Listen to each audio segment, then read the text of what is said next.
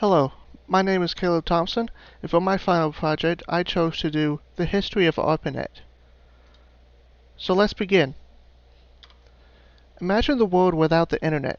Seems kind of boring, does it not? Our entire world revolves around the internet nowadays, and not many people know how the internet was even imagined. This is where ARPANET comes into the picture. Part 2. Why was this the innovation that sparked even more creative minds to produce even more things such as the internet? To answer this question, we must first go into the innovation of ARPANET itself. Second, we shall go into the reasoning behind why this innovation was even brought into the world in the first place. And finally, third, we must see why the innovation of ARPANET was a game changer for the rest of the world and what came out of this innovation. The beginning. A few questions could come to mind when talking about ARPANET for the first time. Some of the most common questions would more than likely be who made ARPANET and why was it created in the first place? The idea for ARPANET was inspired by the works of many scientists in the 1960s. Part 2. However, one person by the name of J.C.R. Licklider first truly developed this innovation. At the time, Licklider was working for the United States Department of Defense, more specifically, the Advanced Research Projects Agency. In the year of 1963, Licklider wrote a memo for his idea of what the internet should be. Now that we've looked at the beginning of ARPANET and see where it came to be, let us now look at the use that ARPANET has on the time of the 1960s through the 1970s. Why would the innovation of ARPANET even be imagined? What was the purpose of it? The main goal for the innovation of ARPANET was to give an easier time for people to access computers and to have a more effective way to communicate with each other, specifically for people in the military. Many new innovations come in the times of war, and the Cold War would not stop this trend. Part 2. The use of ARPANET was to protect the flow of information between military installations while using newly developed technology called NCP, or better known as Network Control Protocol. As we can see, the main use for ARPANET was to further expand upon the military and give the United States the advantage during the time of the Cold War.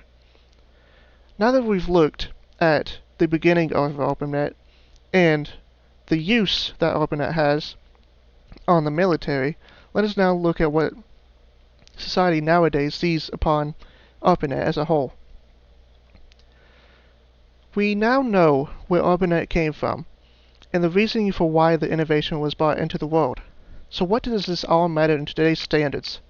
Without the use of ARPANET, many other sparks of imagination would never have been made. Thus there would be no internet. Without the internet, most entertainment and ways of communication that society uses on a day-to-day basis would never exist without the innovation of ARPANET. Part 2. For example, Netflix, or even bigger companies such as Amazon, would never have been thought about, or would not have the same amount of popularity they have today without the use of the internet. Put simply, the world would not function the way it does today if the internet was just taken away in an instant. And for that, the history of ARPANET should be appreciated for what it has done for society as a whole. Now that we've looked at everything there has to be, let us conclude. Today, we have looked at the questions that newcomers to the idea of ARPANET might have with answers, and the purpose for why the innovation of ARPANET should still be appreciated for shaping our world the way that society sees it today.